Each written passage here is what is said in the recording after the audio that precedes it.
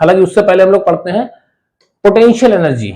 इस कंडक्टर को चार्ज करने में इसकी जो पोटेंशियल एनर्जी है वो कितनी आएगी। तो potential energy of a conductor,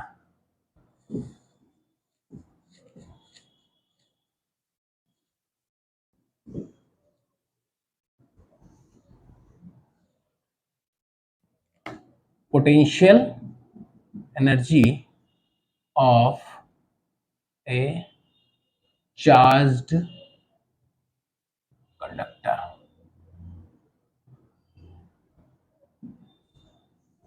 देखिए, जब किसी चार्ज को एक पॉइंट से दूसरे पॉइंट तक ले जाते हैं तो जो वर्क डन करते हैं वो वर्क उसकी पोटेंशियल एनर्जी में स्टोर हो जाता है। अच्छा, वो वर्क होता क्या है, delta V equal to W upon Q. अगर क्यू चार्ज को ले जाने में वर्क करना पड़ा तो या W equal to Q into delta V, ये भी पढ़ रखा है हम लोगों ने, इस तरीके से होता है। ठीक है,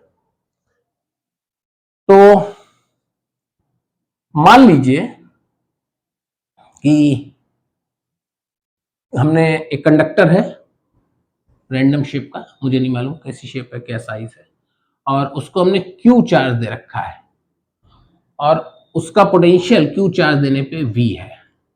ठीक है, इसकी कैपेसिटेंस जाहिर सी बात है C जो है वो क्या आ जाएगी जाके V equal to Q upon C, V equal to Q by C।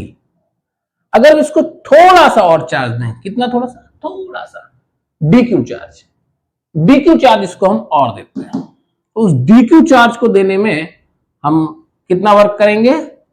हम मान लेते हैं DQ चार्ज हम इनफाइनाइट से यहां ला रहे हैं, तो इनफाइनाइट का पोटेंशियल 0 है और यहाँ का पोटेंशियल V है, तो डिफरेंस क्या आ गया पोटेंशियल डिफरेंस का, V।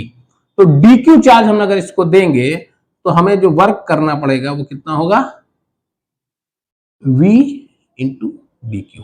इनफाइनाइट का पोटेंशियल 0 और यहाँ का V, तो चेंज इन पोटेंशियल यानी कि डेल्टा V क्या हो गया, V इनफाइनाइट माइनस यहाँ का V इंटू DQ। इतना वर्क हमें करना पड़ेगा। तो शुरुआत से यानी कि जब इस पे बिल्कुल चार्ज नहीं था तब से और Q तक लाने में हमें कितना करना पड़ा होगा टोटल वर्क डन। तो इंटीग्रेट कर लीजिए दोनों तरफ, dW और VdQ। इंटीग्रेशन ऑफ W, ये तो W आ जाएगा और 0 से Q, तो V क्या है, Q बाई C। अब एक चीज ध्यान रखिए कि आप जैसे जैसे चार्ज देते हैं वैसे वैसे पोटेंशियल चेंज होता है, ना कि कैपेसिटेंस। कैपेसिटेंस चार्ज पे डिपेंड नहीं कर रही है, ना ही पोटेंशियल पे डिपेंड कर रही है। कैपेसिटेंस के अकॉर्डिंग जो है पोटेंशियल चेंज होता है। कैपेसिटेंस कांस्टेंट है, इसको बाहर ले लीजिए और Q DQ 0 से Q DQ, तो फाइनली 1 अपॉन C और ये Q स्क्वायर अपॉन 2 0 से Q, तो क्या आ जाएगा W equal to 1/2 Q square by C। जितना हमें वर्क करना पड़ेगा वही वर्क किस फॉर्म में स्टोर होगा, पोटेंशियल एनर्जी की फॉर्म में स्टोर होगा। तो potential energy of a charge conductor कितनी आ जाएगी जाके, U equal to Q square by 2C, या फिर Q की वैल्यू रख दे तो CV रख देंगे तो क्या आ जाएगी जाके 1/2 और CV का स्क्वायर ओवर C, तो एक C square B square, C square एक C नीचे है, तो फाइनली क्या बना Q square half CV square, क्या बनेगा जाके हाफ CV स्क्वायर। ये भी फॉर्म हो गई। और एक फॉर्म इसकी ये भी बना सकते हैं कि एक Q को बदल लेते हैं CV में, तो फाइनली हाफ QV बनेगा, तो U equal to half QV। इनमें से कोई भी फॉर्म ले सकता है। ठीक है, तो किसी भी कंडक्टर को चार्ज करते हैं अगर V पोटेंशियल तक, तो उसकी जो पोटेंशियल एनर्जी है वो कितनी होगी, हाफ CV स्क्वायर कह लें या Q स्क्वायर अपॉन 2C कह लें या हाफ QV कह लें। नेक्स्ट टॉपिक पढ़ेंगे रीडिस्ट्रीब्यूशन ऑफ चार्ज। क्या पढ़ेंगे? Redistribution of charge. तो देखते हैं रीडिस्ट्रीब्यूशन ऑफ चार्ज।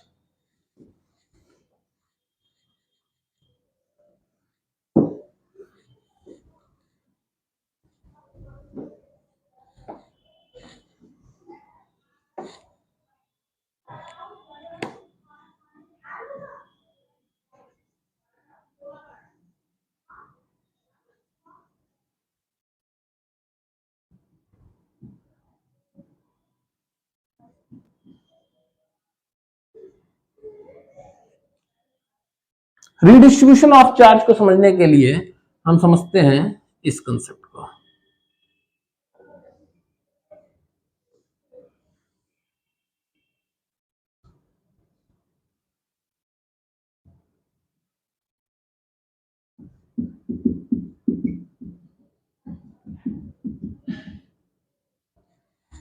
अगर हम इस टैप को खोल देते हैं, दोनों तरफ वाटर का लेवल अलग अलग है, अगर हम इस टैप को खोल देते हैं तो दोनों साइड पानी का लेवल बराबर हो जाएगा या पानी का अमाउंट बराबर हो जाएगा। एक तरफ पतली ट्यूब है, एक तरफ चौड़ी ट्यूब है।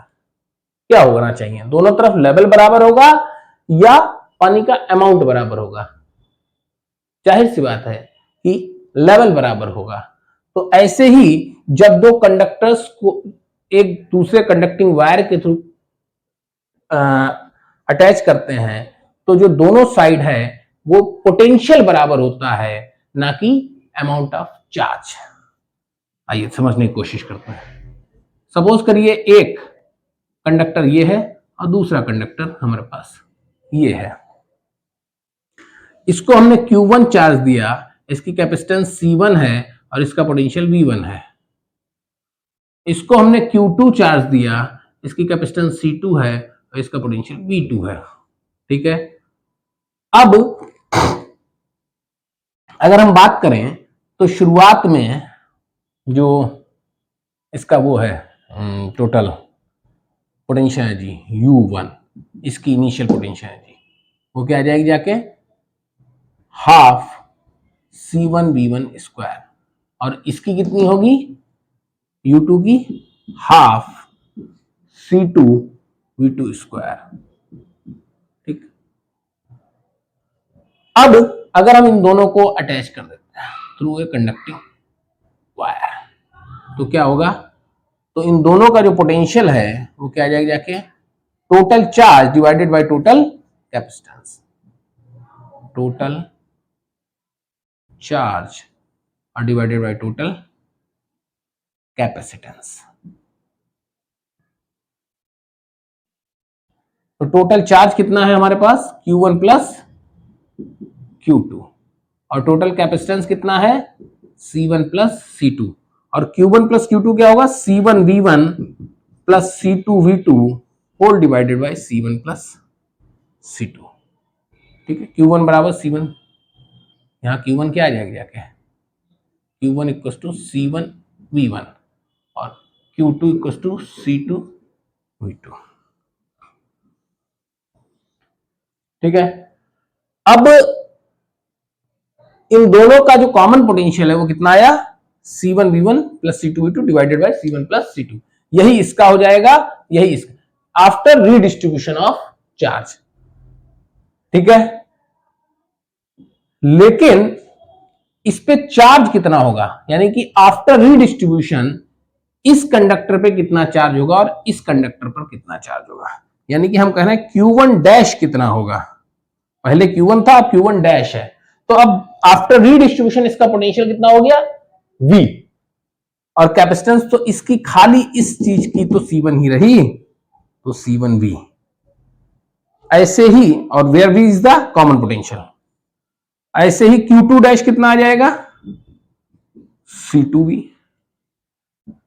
ठीक है। तो कुछ चार्ज एक जगह से दूसरी जगह चला जाएगा ताकि दोनों तरफ पोटेंशियल बराबर हो जाए। इस पूरे प्रोसेस में इस सिस्टम की पोटेंशियल एनर्जी पे क्या फर्क पड़ता है, आइए देखते हैं। तो आफ्टर रीडिस्ट्रीब्यूशन जो फाइनल पोटेंशियल एनर्जी है, यू फाइनल हम कह लेते हैं, वो कितनी बनेगी जाके, you final half C1V square plus half C2V square. इसका पोटेंशियल V है और आफ्टर एडिशन इसका भी V है, तो half C1V square plus half C2V square. और जो इनिशियल पोटेंशियल एनर्जी थी वो ये थी, आइए देखते हैं। तो U initial minus U final करके देखते हैं क्या आता है। U initial minus U final, U initial कितना है, half C1V1 square plus half C2V2 square, half C1V1 square, बल्कि वो कॉमन ही ले लेता हूं, C2V2 square minus C1 plus C2V square.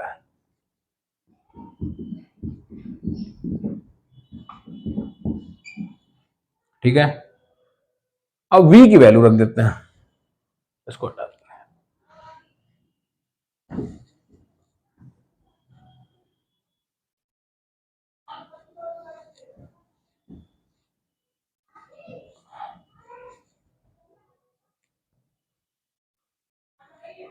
तो U इनिशियल माइनस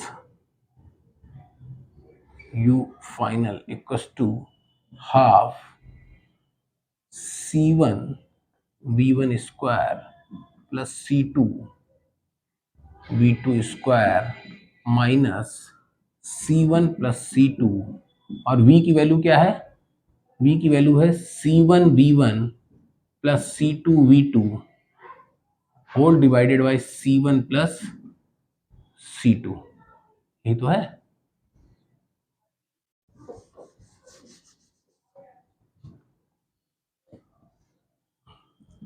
हाफ, इसको सॉल्व करते हैं, ये होल स्क्वायर खुलेगा, होल स्क्वायर खुलेगा, ये चीज एक गायब हो जाएगी। तो C1V1 square plus C2V2 square minus C1V1 plus C2V2 का whole square divided by C1 plus C2। ठीक है, क्या बनेगा जाके, हाफ C1 प्लस C2, और इसको इधर भेजेंगे तो क्या खुलेगा जाके, C1 square V1 square plus C1 C2 V1 square, इसकी पहले इससे मल्टीप्लाई कर ली पूरे की, ऐसे ही इसकी करेंगे, तो C1 C2 V1 square, C1 C2 V1 square plus V2 square plus C2 square V2 square minus, इसको पूरे इसको खोल देते हैं तो बनेगा जाके C1 square V1 square plus C2 square V2 square plus 2C1 C2 V1 V2।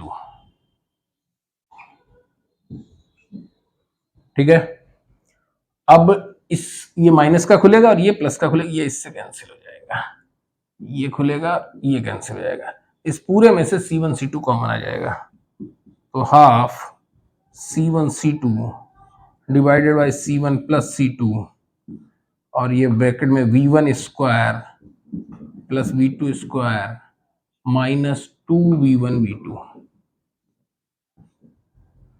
बोले तो half C1 C2 divided by C1 plus C2 और V1 माइनस V2 का होल स्क्वायर। अब एक चीज ये गौर करिएगा, ये हमने U initial minus U final, capacitance negative हो नहीं सकती, और ये चीज कंप्लीट स्क्वायर है तो ये भी नेगेटिव, यानी ये ओवरऑल क्या है, ये पॉजिटिव ही आएगा, क्योंकि ये कंप्लीट स्क्वायर है और ये नेगेटिव हो नहीं सकता। तो U initial minus U final क्या होगा, ग्रेटर देन 0 होगा। इसका मतलब है कि initial potential energy final potential energy से ज्यादा होगी, इसका मतलब पहले ज्यादा थी और बाद में कम हो गई रिडिस्ट्रीब्यूशन के बाद में। तो ये कहाँ गई? शुरुआत में पोटेंशियल एनर्जी ज्यादा थी और बाद में कम हो गई, कहाँ गई? तो ये पोटेंशियल एनर्जी जैसे ही आप एक कंडक्टर को दूसरे कंडक्टर से टच कराते हैं तो एक चट की आवाज आती है, चिंगारी सी निकलती है। तो ये जितनी भी पोटेंशियल एनर्जी थी ये साउंड एनर्जी में और उस लाइट एनर्जी में कंज्यूम हो गई, उसी की वजह जो है वो कंज्यूम हो गया। ठीक है, नेक्स्ट टॉपिक हम लोग पढ़ेंगे, देखते हैं क्या पढ़ते हैं अभी।